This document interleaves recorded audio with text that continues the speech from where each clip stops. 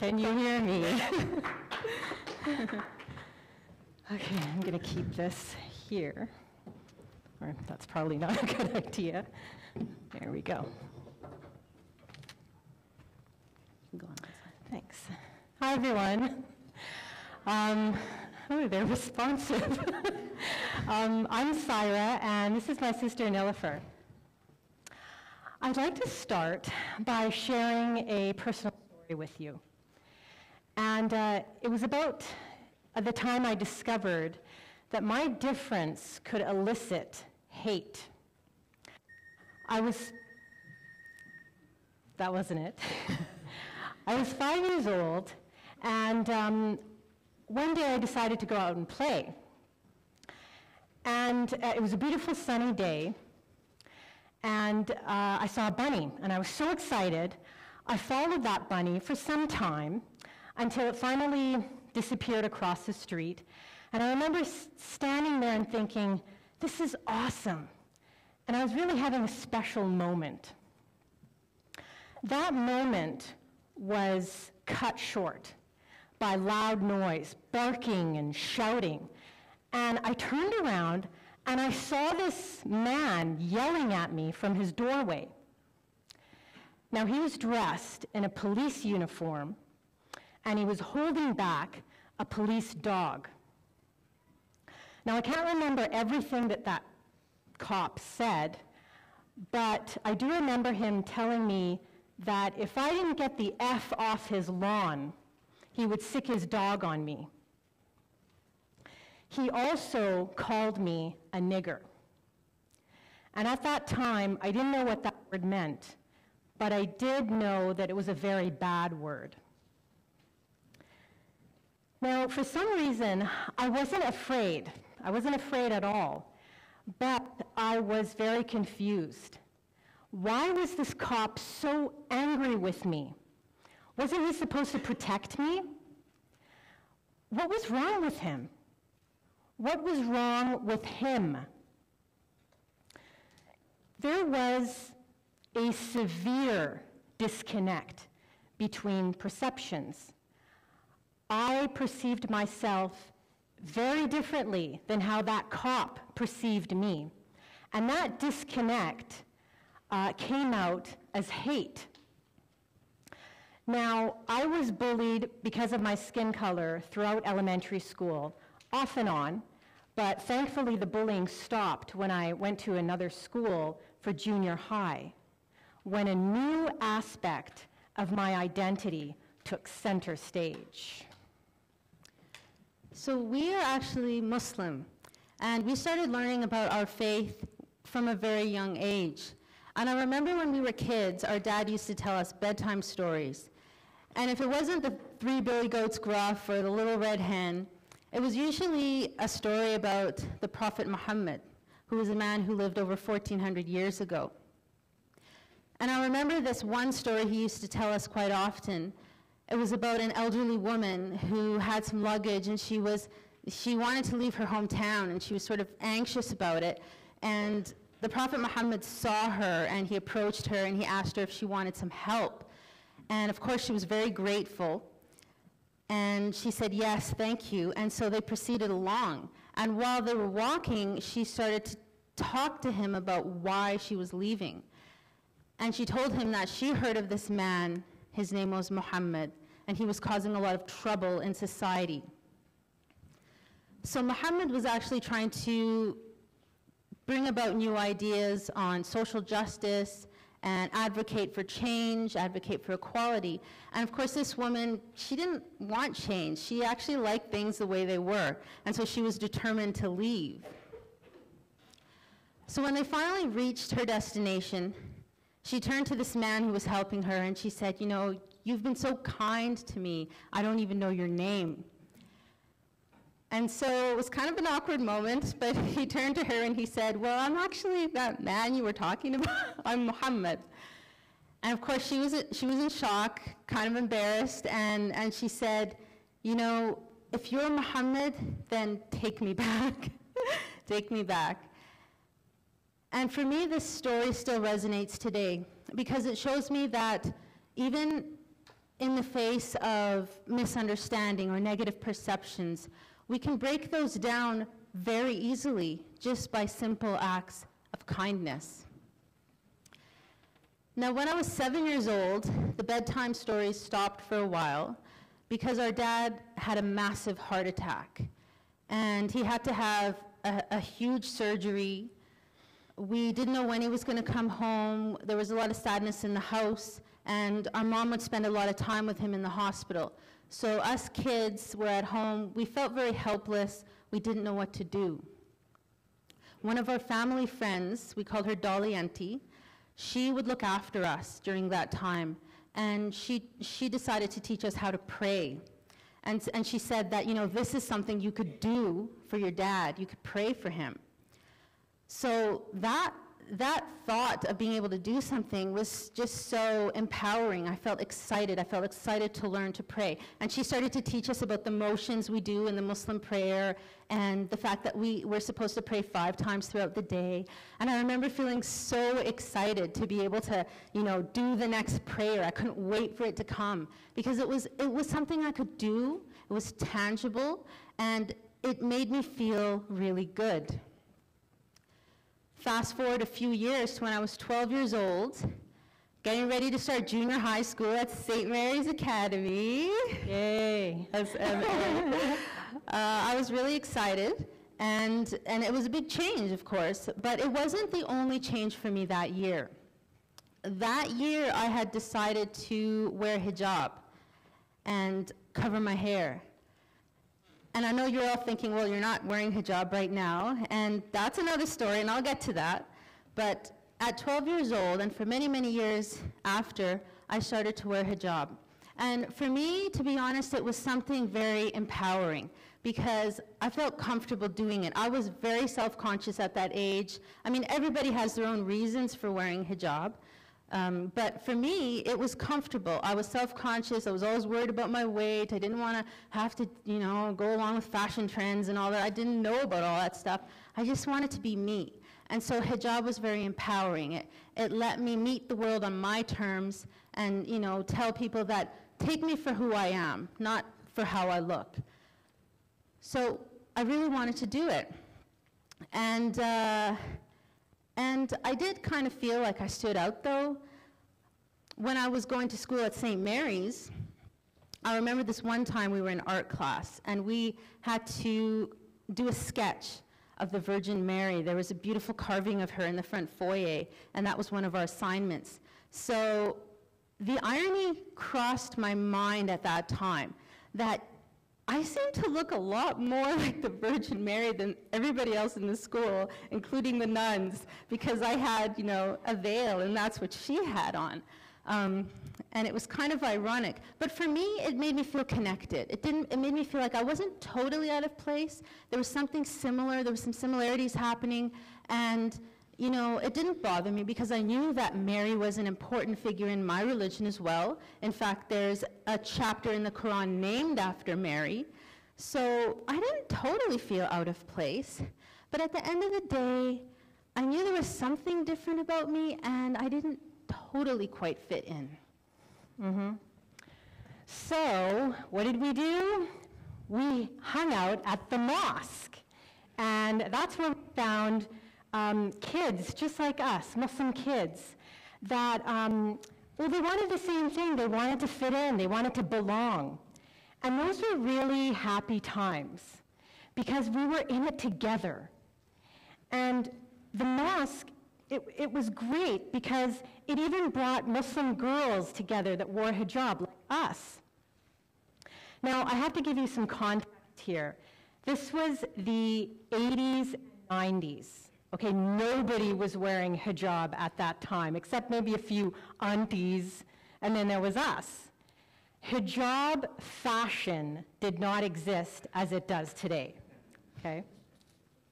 Now, the mosque became the center of our lives. We did everything there, and it really helped shape our Muslim identity. It really, you know, brought us Muslim kids together. It connected us. We used to do everything there. We had a youth group. We arranged summer camps, conferences. We had weekend Islamic school. We had sports activities. And we found ways of doing whatever we wanted to while still wearing hijab. It was kind of like in those days, being Muslim and wearing hijab was being punk. You know, it was cool. It was our teenage rebellion. And we were proud to be Muslim. We really owned who we were. It was really fun to shock people and to challenge their perceptions about us. Like the time I told people that I have a black belt in Taekwondo. No, you don't. No, really, I have a black belt in Taekwondo. We didn't care what other people thought about us, like our friends Simon and Zanab, who decided to go out rollerblading wearing their hijabs and their jilbabs. Now, for those of you who don't know what a jilbab is, it's a very long, to the floor long, one-piece dress.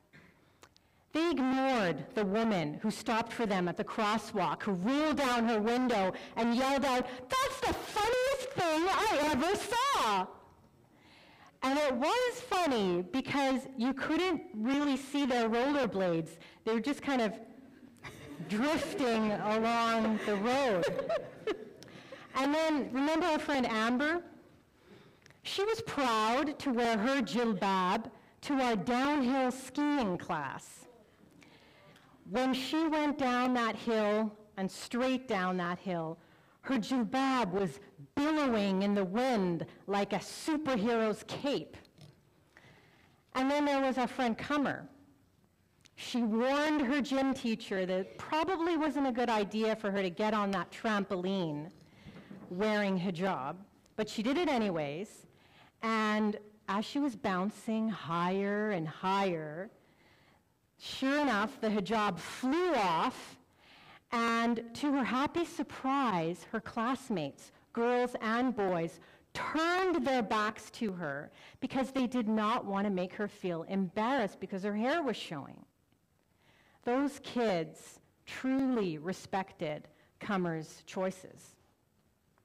Now, looking back, I think we were really desperate for attention. But we really wanted to connect with people. We wanted to share them our unique experience of being Muslim kids growing up here in Winnipeg.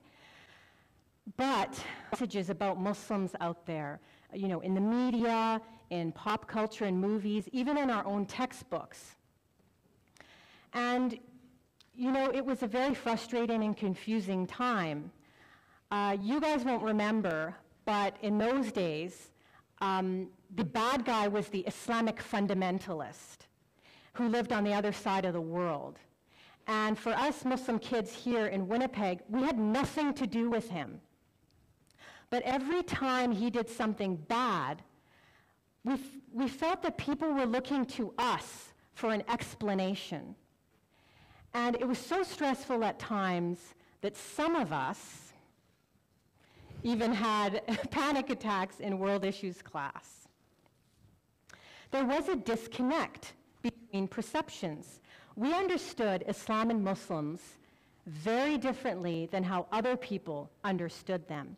We thought Muslims were cool, but other people thought they were evil. And then 9/11 happened.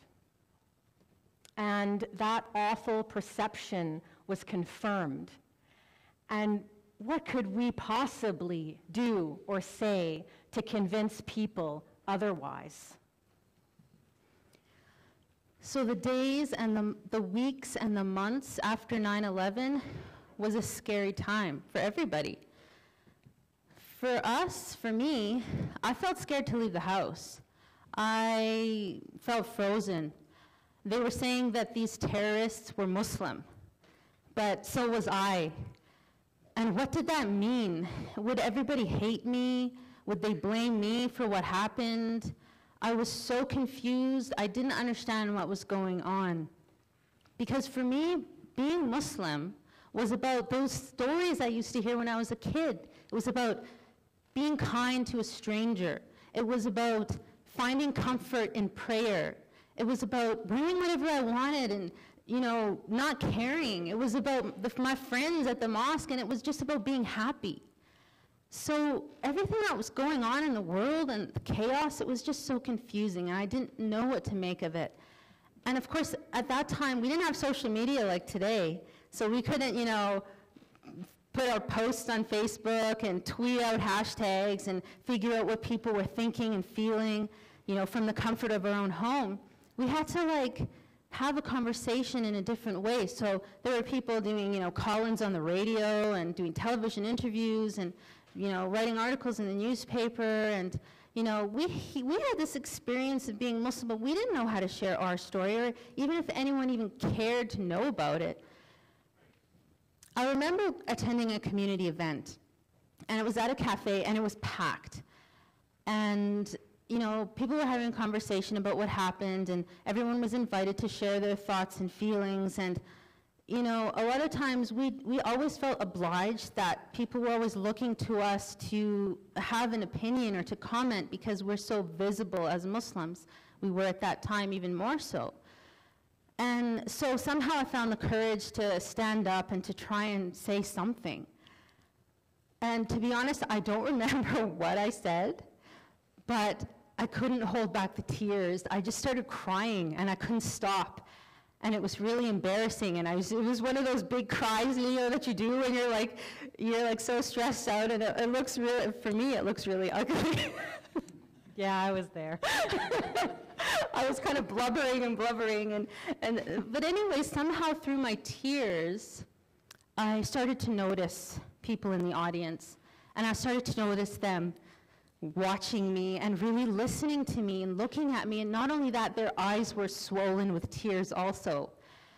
And that was just a revelation. I just felt so moved that here I am in this room with these people and talking to them, and they're probably not even making sense, and yet we were connecting somehow on a very human level. And for me, I realized at that moment that even out of such terrible tragedy, there's an opportunity to connect, because there are always good and kind and loving people in the world, and who have love and kindness in their heart, and they want to connect with you. And I realized that, my perceptions of other people, the feeling I had that maybe they hate me or maybe they blame me, I realized that they don't. And it was a beautiful moment. For several years after 9/11, I had an opportunity to speak to hundreds of people about Islam and Muslims at schools, at church groups, even at the mosque. And it was great. It was a great chance to exchange and to connect and to share stories. Perceptions were being challenged and changed for the better on both sides. And as the years went by, I noticed something about myself. My ideas and my feelings were changing. I was in the process of redefining myself. And so was I. So back to hijab. 3 years ago, my sisters and I decided not to cover our hair anymore and not to wear hijab. And it was a really big decision, one we did not make overnight. We thought about it for a few years, actually. And it was kind of traumatic when we did it because it was such a big change. I mean, we had been doing it for a lot of years, and I won't say how many because that would give our age away. But it was a lot of years, more than half our lives, probably. Mm-hmm. It was a decision that was ultimately a personal choice. Somehow, as Cyrus said, we were changing as people, and we felt that we didn't necessarily need to cover our hair to be good Muslims and to express our faith, which is still very important to us, as is our community, as is our friends. And it's not a choice we would make for other people, because it's not a choice we would impose on other people, because Everybody should have the right to make their own choices in terms of what they think is good for them at any point in their lives. Defining yourself can be a struggle, but redefining yourself and being honest with yourself as you change throughout your life, that's just as hard to do. It takes courage. You know, at 5 years old, I saw how my difference could elicit hate. But now, I see how my difference, how our differences, can also elicit interest and respect and even love. And knowing that, it just makes it so much easier to be myself, to own who I am, to express who I am, to define and redefine who I am. And when we connect to ourselves, when we're really, truly honest with ourselves, then it's so much easier to connect to other people. So you're going to see a film of ours called Arctic Mosque. And as you know, we're filmmakers. It was our first film. And it was a great opportunity for us to challenge perceptions about Muslims, about mosques, about the North, and people of the North. It was also a great way to show how people connect, no matter what their difference is. So thank you so much for listening to us, and we really hope you enjoy the film, Arctic Mosque. Thanks.